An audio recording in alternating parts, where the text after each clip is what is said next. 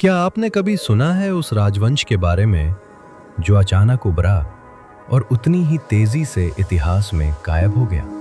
एक ऐसा वंश जिसने सत्ता पाने के लिए खून बहाया और अपने दुश्मनों को खत्म करने के लिए किसी भी हद तक चला गया। आज हम बात करेंगे रहस्यमयी और शक्तिशाली शेन वंश की। इतिहास के पन्नों में शेन वंश का उदय लगभग 7वीं शताब्दी 600 ईस्वी के आसपास माना जाता है।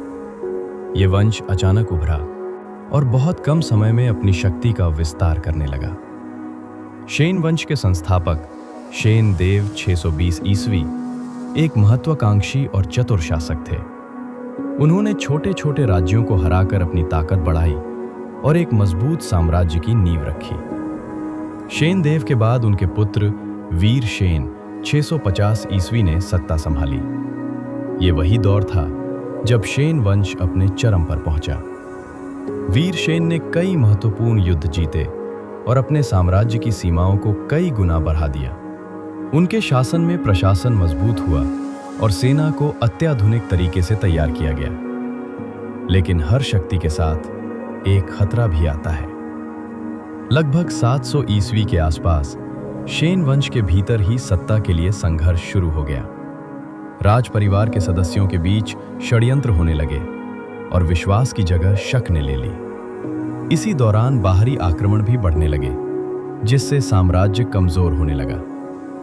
लगभग 720 से 740 ईस्वी के बीच शेन वंश पूरी तरह टूटने लगा।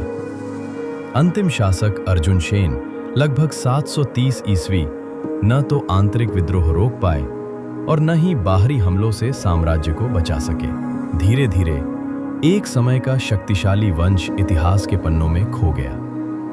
लेकिन क्या शेन वंश सच में खत्म हो गया?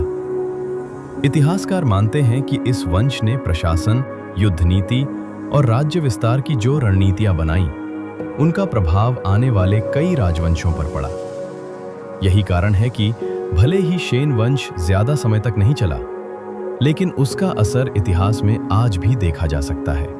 तो दोस्तों, शेन वंश हमें क्या सिखाता है कि सत्ता हासिल करना मुश्किल है, लेकिन उसे बनाए रखना उससे भी ज्यादा कठिन। अगर आपको ऐसे ही रहस्यमयी और अनसुने इतिहास की कहानियां जाननी हैं, तो चैनल को जरूर सब्सक्राइब करें।